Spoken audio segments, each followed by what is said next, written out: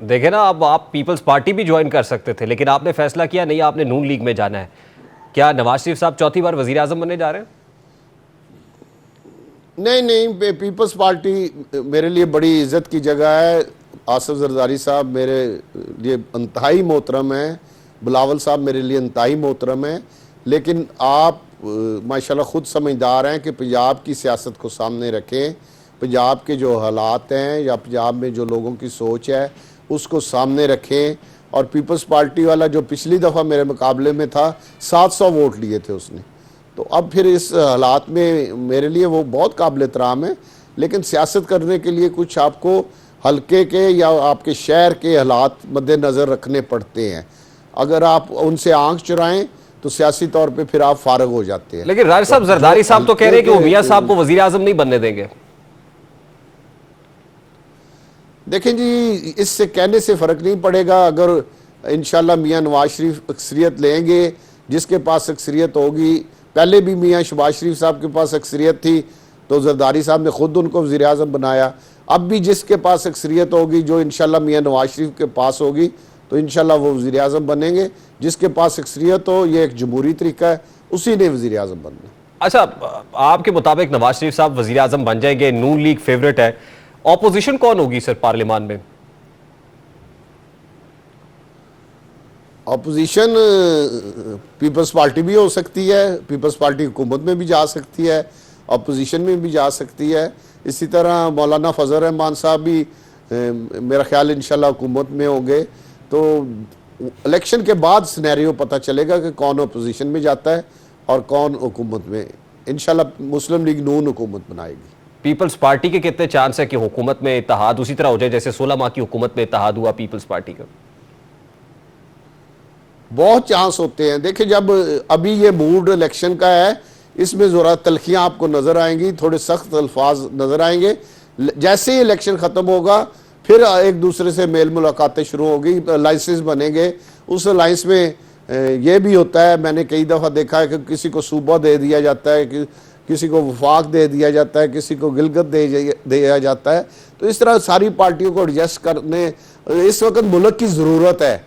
कोई करे या ना करे, मुल्क की ज़रूरत है। और मियां नवाज शरीफ साहब ने कहा कि मैंने ये करना है, सबको साथ लेके चलना है। ये इस वक्त मुल्क की ज़रूरत है। जो मुल्क के माशी हालात हैं, जो मुल्क में महंगाई है, जो मुल्क में बेरोज़गारी है, जिस तरह गरीब आदमी मुश्किल से अपना दिन गुजार रहा है, उसके लिए ये सब कुछ हमें करना पड़ेगा। और अगर हम ना किए तो मैं समझता हूं कि हम इस कौम के मुल्ज़म हो गए। राजा साहब, 16 माह की हुकूमत में ये सब कुछ हुआ ना, 16 माह की हुकूमत में सब लोग बैठ गए सिवाय तहरीके इंसाफ के। अब भी क्या ऐसा हो सकता है? और अगर ऐसा होगा तो फिर राजा रियाज साहब जैसा ऑपोजिशन लीडर कहां से लाएंगे? देखिए जी, 16 माह अगर आप मेरी एक बात का जवाब दे दें तो आप, मेरा ख्याल है, सारी चीज़ समझ जाएंगे कि मुल्क डिफ़ॉल्ट 100% होने जा रहा था। और मियां शहबाज शरीफ साहब को ये बहुत बड़ा क्रेडिट जाता है कि उन्होंने मुल्क को डिफ़ॉल्ट होने से बचा लिया। आज 800 रुपये, अगर मुल्क आज डिफ़ॉल्ट हो चुका होता तो 800 रुपये का लीटर होना था, आटा 500-600 रुपये किलो होना था। तो इन हालात में मुल्क की एक्सपोर्ट बंद हो जानी थी, इंडस्ट्री जो चल रही है थोड़ी बहुत ये भी बंद हो जानी थी, हर तरफ बेरोजगारी होनी थी, लॉ एंड ऑर्डर का मसला बनना था। राजा साहब, ये सारी बातें हाथ नहीं मिलाना ये था। उस वक्त का ऑपोजिशन लीडर कह रहा है आज।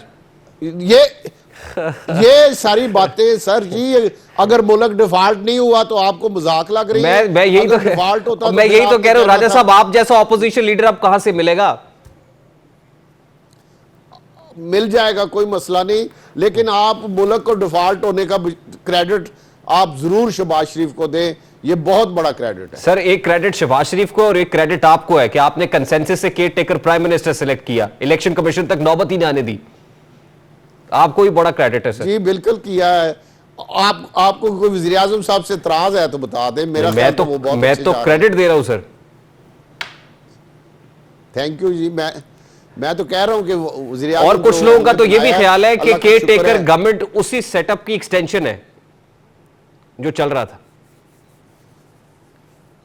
आप कह सकते हैं, मैं तो नहीं। कुछ लोग ऐसी बात कर रहे हैं ना कि ये उसी का तसलसल है।